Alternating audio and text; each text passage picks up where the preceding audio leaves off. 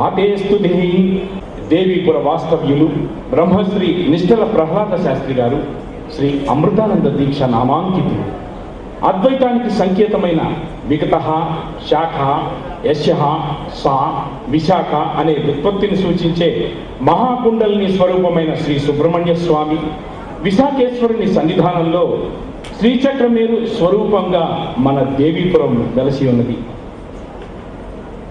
అంతేకాదు మనందరి ఒడి, తాను ఉండే గుడి, ముడి అయి మన అందరి హృదయాలలో కూడా దేవీపురం ఒక మణిద్వీపంలా భాషిల్లుతోంది. ఈ రోజున మణిద్వీప భాషని నిజంగా ఈ చర్మచక్షులతో చూడగలగడం సాధ్యం కాదు కదా. అందులోనూ ఉపాసనా మార్గంలో ఒక సాధారణ స్త్రీలో ఆదిపరాశక్తిని చూడగలగటం ఒక్క దేవీపురంలోనే సాధ్యమవుతుంది మనందరికీ. అది ఆ జగన్మాత మనకిచ్చిన వరం. ఈ కార్యక్రమంలో మనందరం పాలుపంచుకుంటున్న ఈ కళాకారులు, ఈ సభాసదులు, దీన్ని వీడియో రూపంగా చూడగలిగే ప్రేక్షకులు మనందరం కూడా ధన్యజీవులం అవుదామని చెప్పి ఆశిస్తూ, ప్రదీప జ్వాలాభి దివసకర నీరాజన విధిం సుధాసుదేహి చంద్రాపోల జలలవై అర్ఘ్యరచన స్వకీయై రంభోవి సలిల నిధి సౌహిత్యకరణం త్వదీయాభిర్వాగ్భి తవ జననీ వాచం స్తుతిరియం.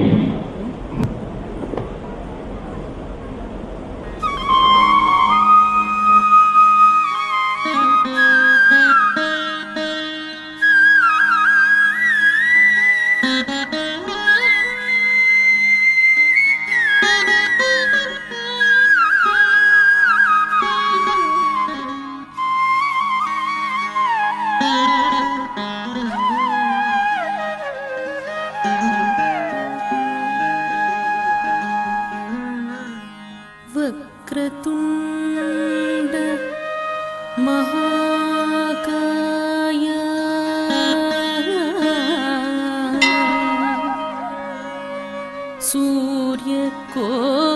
सूर्यकोटि समप्रभा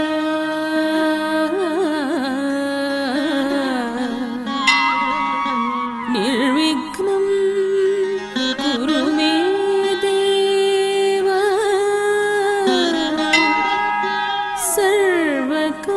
सर्वकार्येषु सर्वदा.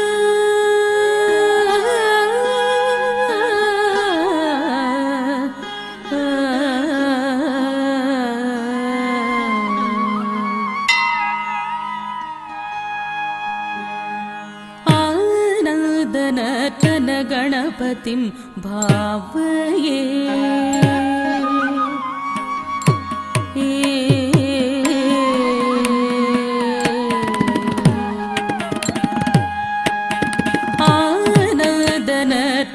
गणपतिं भावये आनन्दनतन गणपतिं भावये आनन्दनतन गणपतिं भावये सदानन्दनतन गणपतिं भावये परमानन्दनतन गणपतिं भावये परमानन्दनतन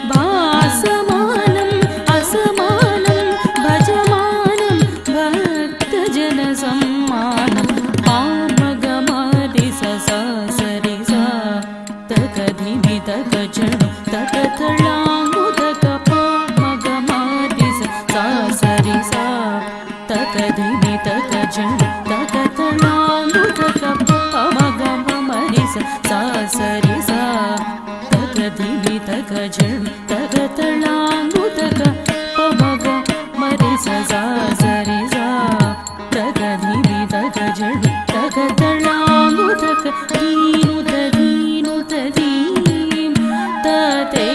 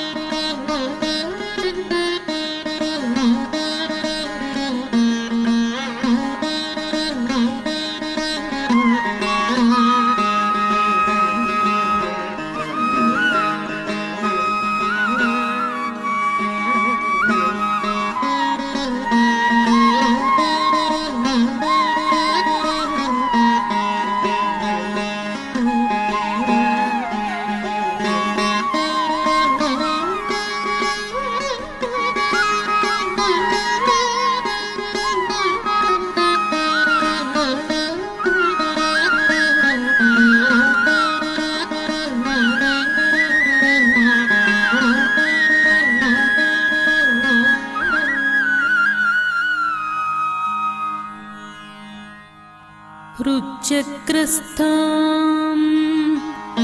अन्तः सुषुम्ना पद्माटवी भेदनकुशलाम् मोहान्धकारपरिपन्थिनी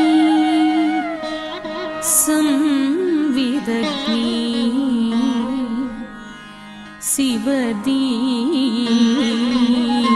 शिवदीपज्योति आदिपरा संविदं चिद्रूपिणी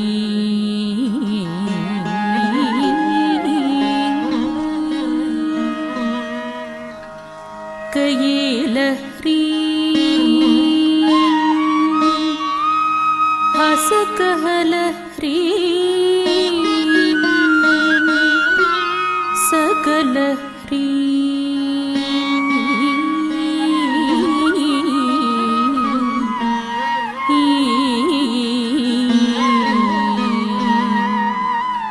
ह्रीं श्रीं सौः श्रीललितायाः अमृतचैतन्यमूर्तिं कल्पयामि नमः।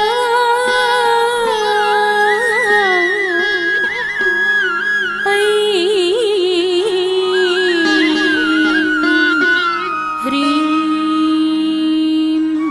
श्रीं ह्रैं ह्रीं ह्रौं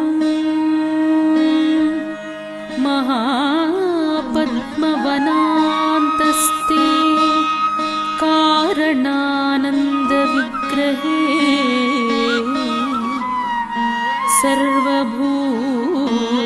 सर्वभूतहिते मातः येऽपि परमेश्वरी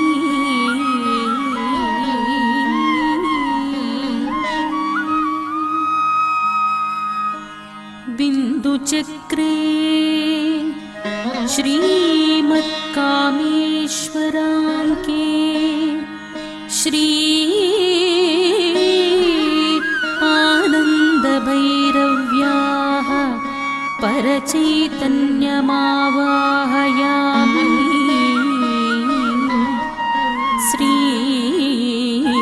श्रीदेवी पूजार्थं श्रीचक्रगत सर्वाभरणदेवता सर्वतो भद्रमण्डलगत श्रीमहाकाली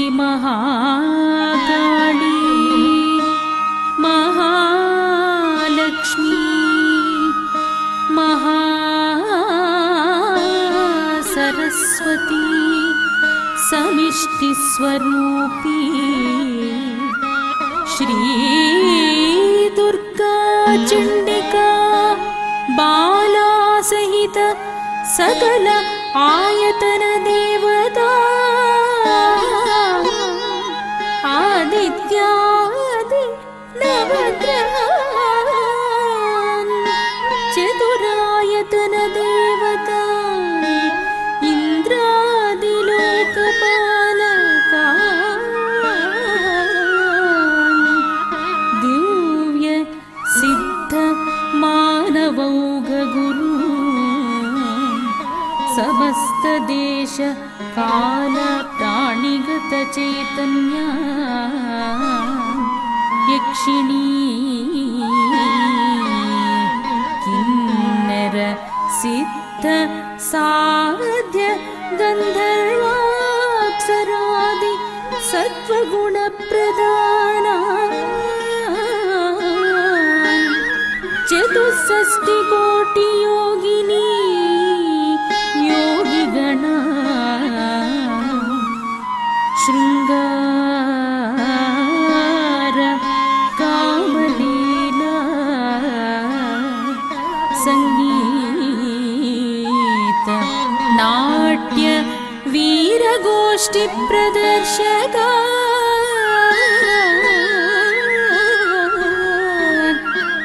सर्वा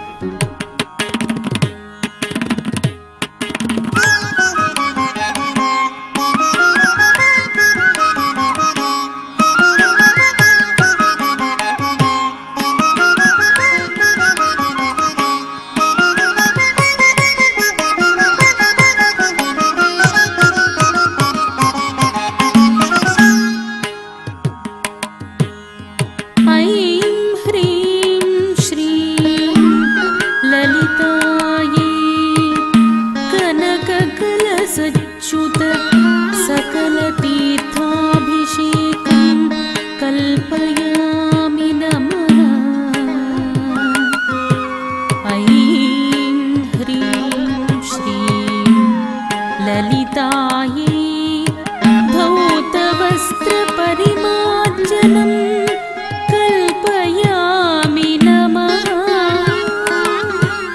ऐं ह्रीं श्रीं ललितायै अरुणदुकूलपरिधानं कल्पयामि नमः। ऐं ह्रीं श्रीं ललितायै आलेपमण्डपप्रवेशनं कल्पयामि नमः। ऐं ह्रीं श्रीं ललितायै आलेपमण्डपमणिपीठोपवेशनं कल्पयामि नमः। ऐं ह्रीं श्रीं ललितायै चन्दनागरुकुङ्कुम शङ्कुमृगमद कर्पूरकस्तूरी गोरोचनादि दिव्यगन्धं सर्वाङ्गीण विलेपनं कल्पयामि नमः। ऐं ह्रीं श्रीं ललितायै केशवरस्य कालागरुरूपं कल्पयामि नमः।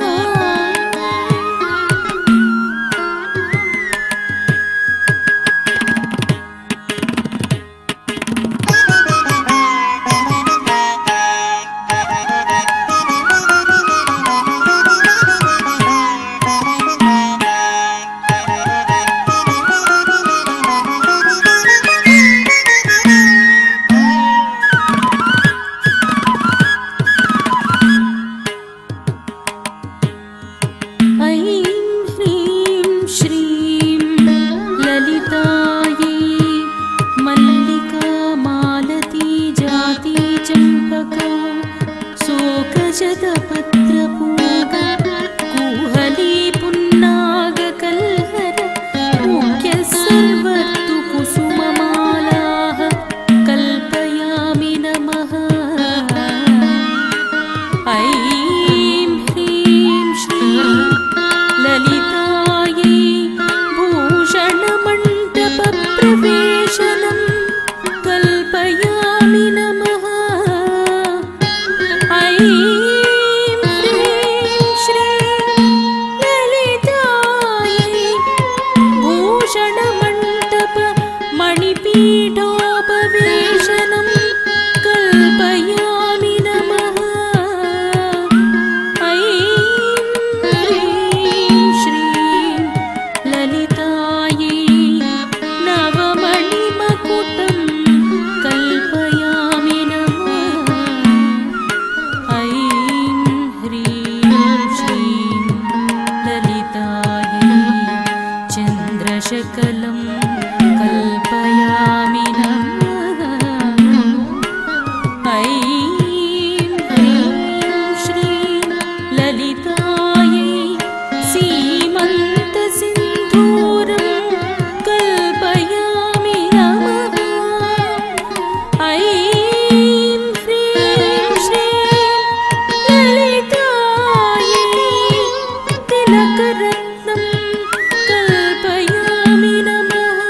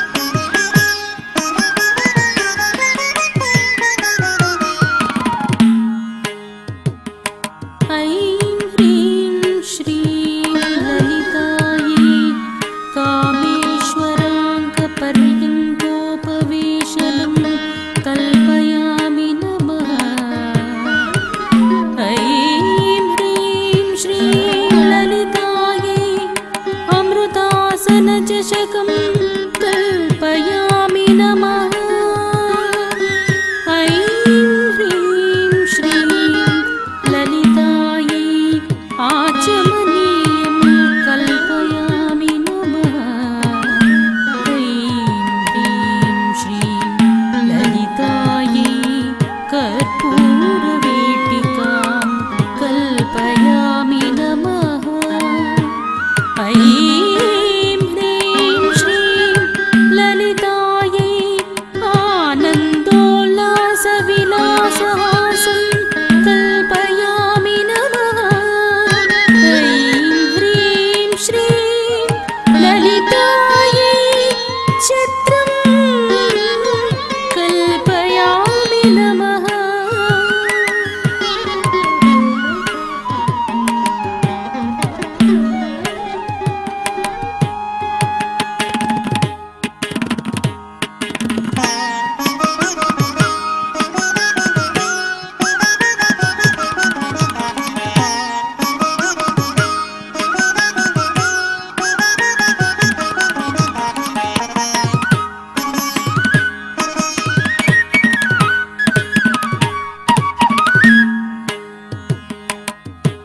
ऐं ह्रीं श्रीं ललितायै चामरयुगलं कल्पयामि नमः। ऐं ह्रीं श्रीं ललितायै दर्पणं कल्पयामि नमः। ऐं ह्रीं श्रीं ललितायै ताळवृन्तं कल्पयामि नमः। ऐं ह्रीं श्रीं ललितायै गन्धं कल्पयामि नमः। ऐं ह्रीं श्रीं ललितायै पुष्पं कल्पयामि नमः। ऐं ह्रीं श्रीं ललितायै धूपं कल्पयामि नमः।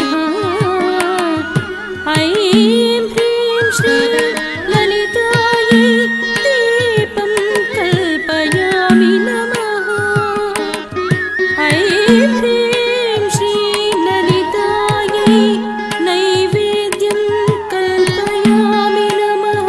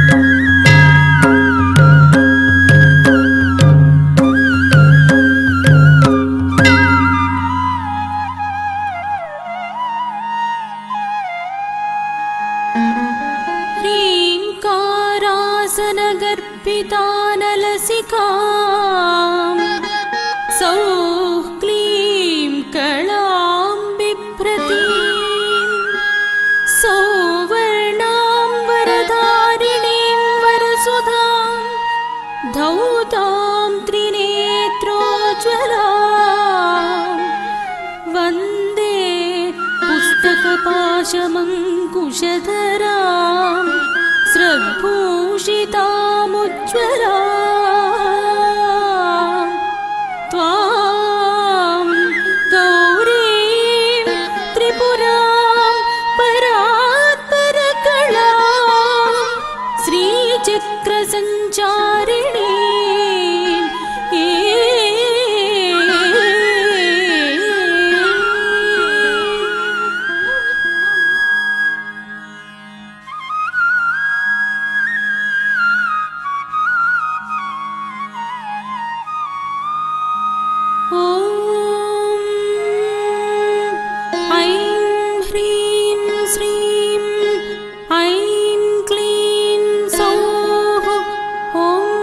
त्रिपुरसुन्दरी हृदयदेवी शिरोदेवी शिखादेवी कवचदेवी नेत्रदेवी अस्त्रदेवी कामेश्वरी भगमालिनी नित्यक्लिन्ने बेरुण्डे वह्निवासिनी महावज्रेश्वरी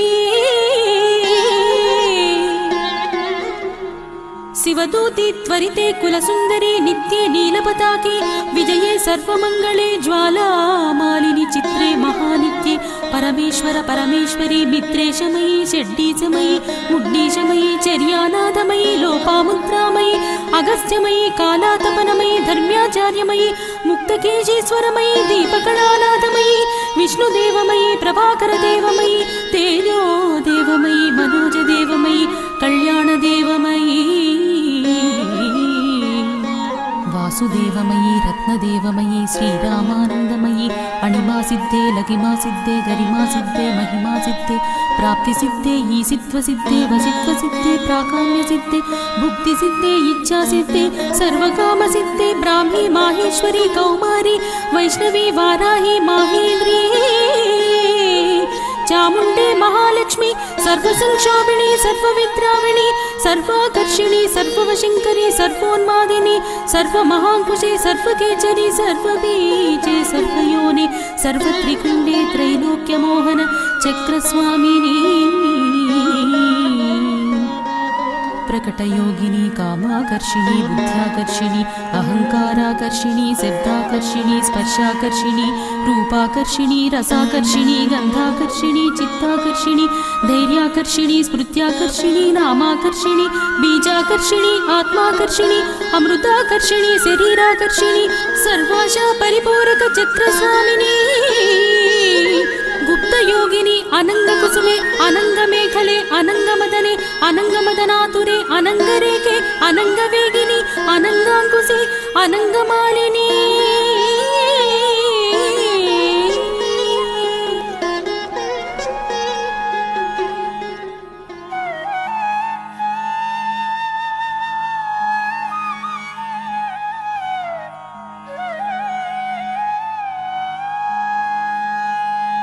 सर्वसंक्षोभण चक्रस्वामिनी गुप्तधर योगिनी सर्वसंक्षोभिणी सर्वविद्राविणी सर्वाकर्षिणी सर्वाह्लादिनी सर्वसम्मोहिनी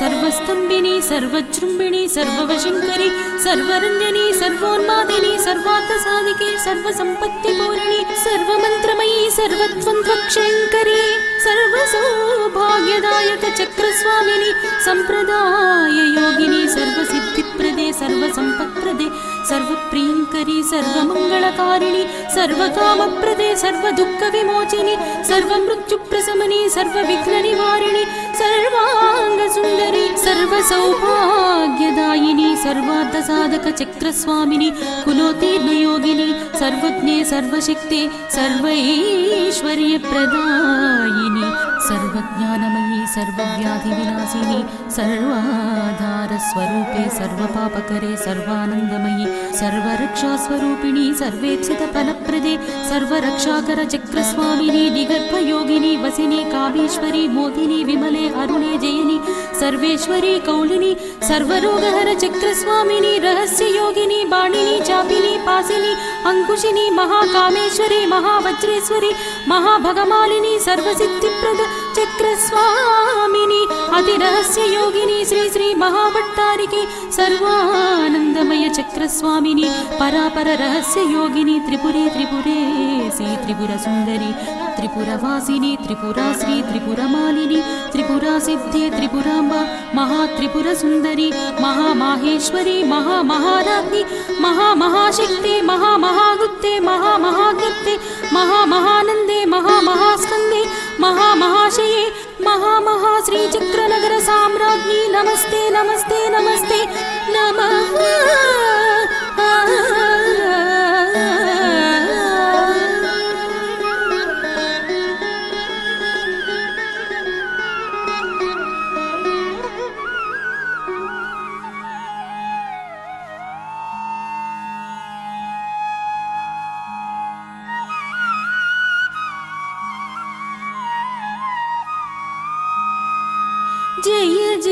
श्रीचक्रसिंहासिनी जय जय श्रीचक्रसिंहासिनी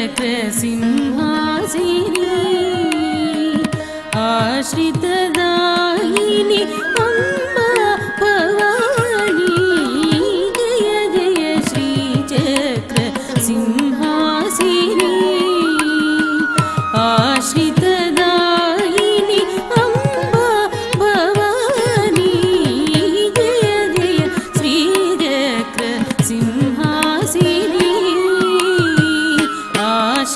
आश्रितदायिनी अम्बा भवानी जय जय श्रीचक्रसिंहासिनी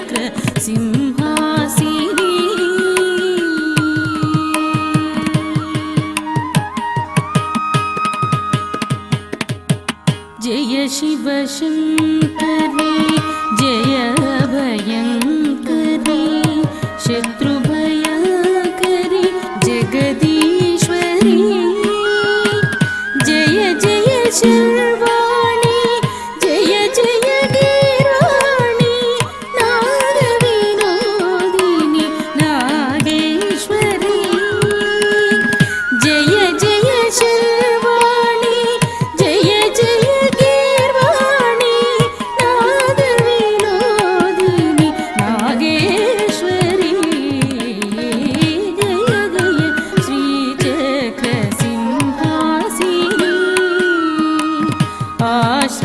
आश्रितदायिनी अम्बा भवानी जय जय श्रीचक्रसिंहासिनी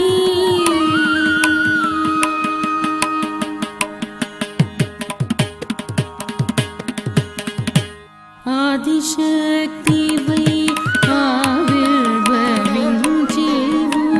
बीजशक्ति वै जगमु सूचिंचेवु आदिशक्ति वै आविर्भविंचेवु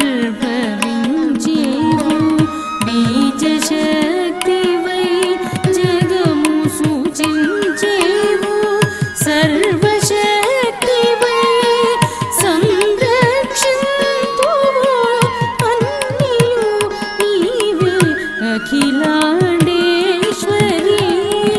सर्वशक्ति वै संरक्षन्तु अन्यु नीवे अखिलाण्डेश्वरी जय जय श्रीचक्रसिंहासिनी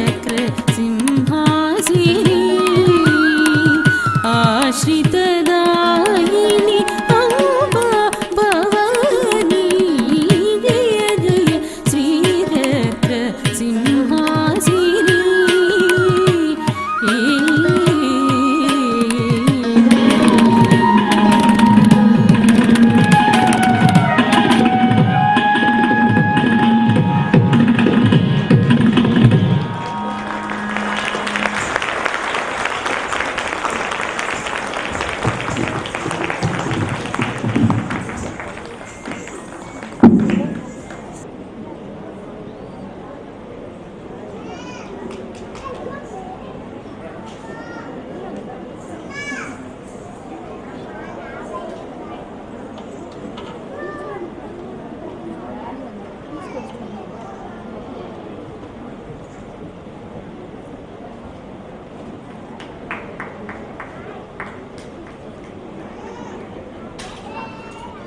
గురుగారు అమ్మా